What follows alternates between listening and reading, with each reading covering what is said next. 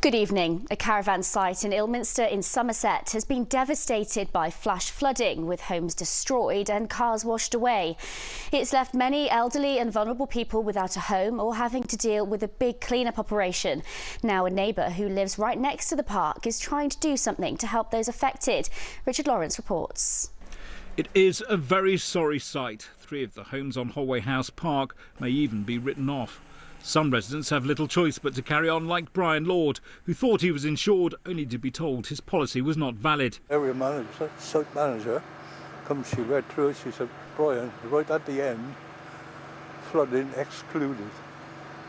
But all the main policy is there. That's what we read, wasn't it? He'd been woken at 3 in the morning to find his home awash and worse outside. Bridget Smith, who was booked to be away this week, believes the exceptional rain also caused an electrical fire that destroyed her car. Really Saturday, I think it really hit me, thinking it's all gone. What we've worked for, It was just a real shock. Adjacent to the park home site is Rose Cottage, whose owner had just finished renovating. His works over the last 7 years had included installing his own flood defences. Mind-blowing, really. The fact that it was just coming through like a river, hitting there, and then suddenly it burst the gate, and the noise of that, from when I was looking out the bathroom window, it was just like a big tidal wave coming through, and I just didn't know what to do about it really. It's just stand back and watch. Stuart always thought the threat of flooding to his property would come in from round the back where he has a stream. But what happened was that he'd built his own flood defences, but the sheer weight of water came powering through, knocking the cages into where the stream used to run. Residents believe flood defences previously installed were overcome. I am really dreading each winter now. As it comes to October, it's going to happen. Is it tonight? Is it tomorrow night? And you don't sleep well under those circumstances. A neighbour, who doesn't wish to be named, has set up a Just Giving website for the residents she says feel abandoned by the authorities for now. They're hoping to work together to find potential ways of keeping floodwaters at bay in future. Richard Lawrence, ITV News. A man has been arrested on suspicion of raping another man in Exeter last weekend. Police say the victim was allegedly attacked in Rougemont Gardens early on Saturday morning. Officers believe members of the public intervened and chased the suspect, and they're now asking for any witnesses to come forward.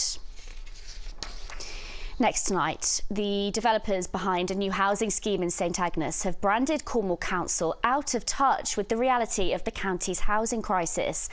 Councillors refused planning permission for 22 affordable homes in the village, despite knowing there are 185 local households on the waiting list. Marina Jenkins has the full story. This plot of land lies at the edge of St Agnes, but the question of whether homes should be built on it has divided the community here. I feel for people who need places, because there's obviously a lot of people who do need more affordable houses, but I know it's finding the place to build it and the right place to build it. So I think it is a shame, and I think especially for people like my age that want to move out and move into houses and stuff, I think we need that within the village. Unfortunately, the village just cannot take the amount of extra, i.e. doctors, buses, travelling. A village like St Agnes can only give so much. The average price for a family home here is £400,000, which is too expensive for the 185 local people on the waiting list for affordable housing. This development would have had 22 affordable homes. Well, in a statement, Cornwall Council says the plans were rejected for a couple of reasons. The first being is that the development could cause harm to the natural environment and the World Heritage Site here. The other reason is because of the lack of amenities down the road in town. It did, however, recognise that Cornwall does need more affordable housing, but says each application is judged on merit. This decision has angered the developers, who spent 2 years working on the project. West Country Land had the support of professional planning officers who said all the criteria had been met and had strongly recommended the scheme for approval. I personally feel that the councillors that make the decisions on these planning committees are simply out of touch with the reality. These people are missing the fundamental issue with these types of applications. We're talking about a scheme which includes 22 affordable homes for local people who already live in this community. The developers will now go ahead and appeal the decision, but this process will take another 12 months. In the meantime, this field remains empty and the housing waiting list gets no shorter. Marina Jenkins, ITV News. A football player from Dorset has spoken of his anger and disappointment after he was allegedly racially abused at a match. Ebony McCann and his Gillingham Town teammates decided to walk off the pitch after the incident away at Bridport earlier this month. But the club is now facing a disciplinary hearing after being charged by the FA for leaving the field of play, as Alex Wood now reports. When Ebony McCann walks out onto the pitch for Gillingham Town, he does so with pride.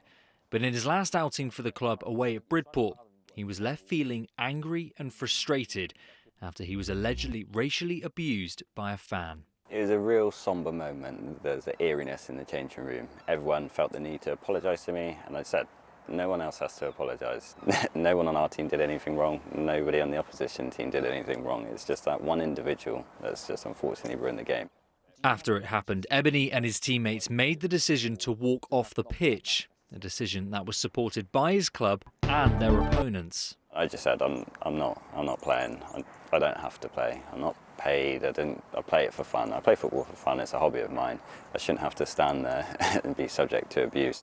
But despite widespread support from those in the game, Gillingham Town have now been charged with misconduct by the FA, an offence the club vehemently denies and has vowed to fight. When I saw the charge come through, I had no prior warning.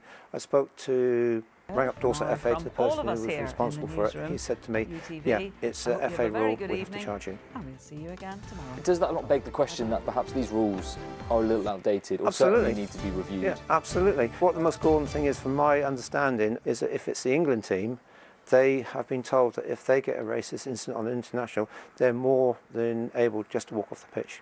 So it seems strange that there's one rule for the top of the tree and seems to be a different rule for us right down at the bottom. The club must now attend a disciplinary hearing while the fan responsible has been spoken to by police. But while the team is expected to overturn the charge, Ebony says he's less confident about what will happen with the fan. And this is why I would like for this to be handled in the correct manner, and I would like the justice system to show him that it's not okay to speak to people like that. Alex Wood, ITV News, Gillingham. We contacted the FA about the incident and subsequent charge, and a spokesperson said the FA stands firmly against all forms of prejudice and we take all allegations of this nature extremely seriously. They added they'll always take the strongest possible action against those proven to be discriminatory within a football setting, and they said we continue to do our utmost to challenge these behaviours within our game. Now, in the past few hours, our National League teams have been in action. Weymouth secured a 2-0 win away at fellow strugglers Aldershot, lifting the Terrors 4 points clear of the relegation zone. Yeovil also won by the same scoreline in their fixture at home to Woking.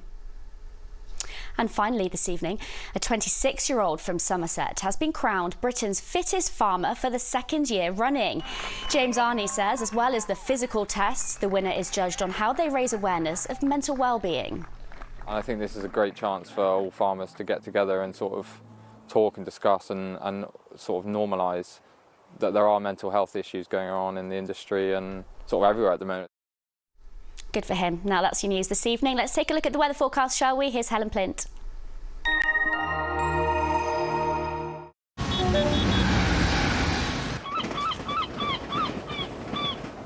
Great Western Railway sponsors the ITV West Country weather. Hello again, a very good evening to you. Well, for now, the winds are whipping up ahead of what's going to be a very unsettled end to the week. Feeling a good deal cooler through the weekend as well, but we still, for the moment, are holding on to some dry weather and exceptionally mild temperatures as well. Out there at the moment, though, a thick blanket of cloud overhead, that thick enough at times for the odd spot of light drizzly rain, especially on the highest ground, but really not affecting all of us, staying mostly dry out there, although notice the size of those wind arrows increasing by the time we get to dawn, touching on gale force and exposure first thing across the board. Quite a gusty, blustery sort of morning, but notice those minimum temperatures overnight, for some just 14-15 degrees, so feeling like warm air, in fact potentially even a little bit muggy through Wednesday morning. And we start the day in a very similar vein to today, in the sense that we hold on to a lot of that cloud at first. So grey and gloomy to start the day. As things progress though, well, notice the breeze picking up as well. So that really will push those clouds through at quite a pace, allowing a decent few gaps between them. So some blue sky overhead, a little bit of sunshine, and temperatures doing well as well. 17 degrees. Bye-bye. Great Western Railway sponsors the ITV West Country weather. Well, that's the way it looks in the West Country tonight. We'll be back tomorrow morning from 6 o'clock. In the meantime, though, a very good night. Bye-bye.